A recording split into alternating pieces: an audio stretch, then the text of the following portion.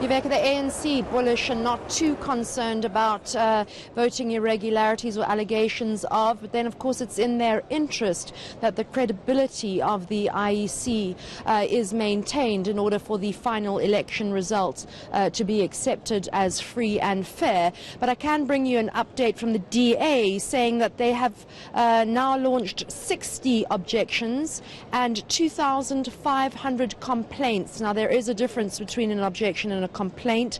An objection is something that could materially affect the outcome of the result, and the complaints are issues such as whether it was the wrong magic marker, for instance, was used on somebody's nail, etc. So those are some of the complaints that are going to be aired and ventilated at the Media Liaison Party Committee meeting at 10 o'clock with the IEC. But I do have with me from the CSIR Professor Fulufelo Nelawamondo, who has done a projection, shall we say, and you're putting the ANC at 56%. They were saying to me 60%, but last week some of the top 6 members were saying to me, realistically, they were looking at 57%.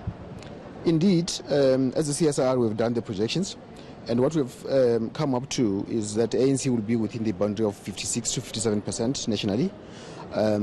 Normally we get these projections with an error margin of about 1%, so you can add 1% or minus 1% either way, but it's 56, 57%, that's where the ANC will end. Do you think they'll be very disappointed in that, considering that they were wanting that 60%, with the sort of analysts saying that Cyril Ramaphosa needed 60% in order to pursue his regeneration of the party? I will believe that any party will be concerned. In fact, ANC, in particular, in this particular case, they have all the reason to be concerned. I think the view was that they wanted to stay above 60%. It seems like with the current results, that has failed, or it is going to fail. But of course, there's still a lot of work coming. There's a lot of results that needs to come through. So we'll see how it's going to go. Freedom Front Plus at the moment is sitting as the 4th largest party. In 2014 they were number 7 and only got 4 seats in the National Assembly at 0.9%. Do you think this is because we're just not seeing numbers in from the rural areas yet? That's one part as well, but then I think one thing that we're seeing even from the projections, Freedom Front Plus is one of the 2 parties that are showing a very big growth in terms of the numbers. What is interesting there is that it appears that they're taking the numbers from the DA. So the areas where the DA didn't really grow that much, it appears like the Freedom Front Plus is gaining a lot of votes in those areas. So that's where the thing is coming from. Western Cape, ANC telling me earlier that they think that they're going to at least manage some sort of coalition. You're saying that they could still retain their majority.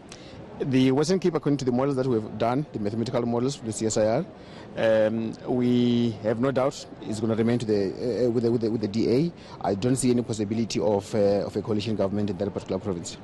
Thank you so much for joining us. That was Professor Fulufelo Nelawamondo from the CSIR, the executive manager there, with some projections putting the ANC at 56%, which is slightly down from what the ANC was hoping for this morning. It's still early days, and when I spoke to some of the parties yesterday, they were saying usually within 24 hours they've got a very good idea of how they're looking. But I think that because of the objections this year, these elections, things are slowing down, and we probably won't be as appraised of the status quo by lunchtime as many of the parties had hoped.